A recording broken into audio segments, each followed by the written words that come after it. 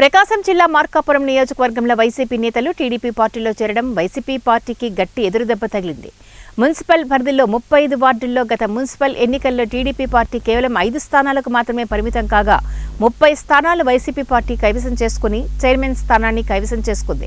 Telugu Desam party అధికారంలోకి వచ్చాక chairman పీఠాన్ని కైవసం చేసుకునే ప్రయత్నంలో భాగంగా వైసీపీ కౌన్సిలర్లను పార్టీలోకి ఆహ్వానిస్తూ ఉండటంతో త్వరలో జిల్లాకు చెందిన మంత్రి సమక్షంలో టీడీపీలోకి 15 మంది వైసీపీ కౌన్సిలర్లు వైసీపీ పార్టీని వీడి టీడీపీ పార్టీలోకి చేరేందుకు సన్నాహాలు చేసుకుంటున్నారు.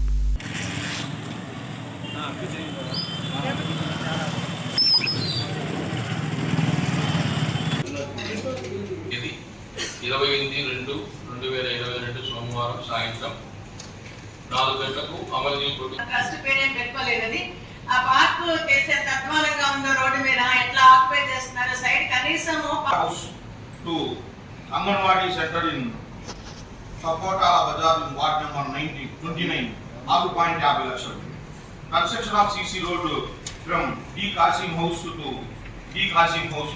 మనము 28 లక్షల రూపాయలు మాత్రమే రోడ్స్ పెట్టుకోవాల్సి వచ్చింది. దాని తర్వాత 85 లక్షల రూపాయలు కాలువ పెట్టుకోవాల్సి వచ్చింది. అందుకని ఈ ట్రిప్ లో మీకు కాలువ పెట్టినాము. తగలాడమంటే తగలాడతాడు.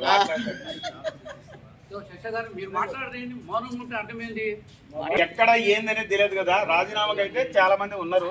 ప్రస్తుతానికి నేను తీసుకొని కథమూలందరితో మాట్లాడుకొని ఏం నిర్ణయం తీసుకున్నామని చేస్తాను.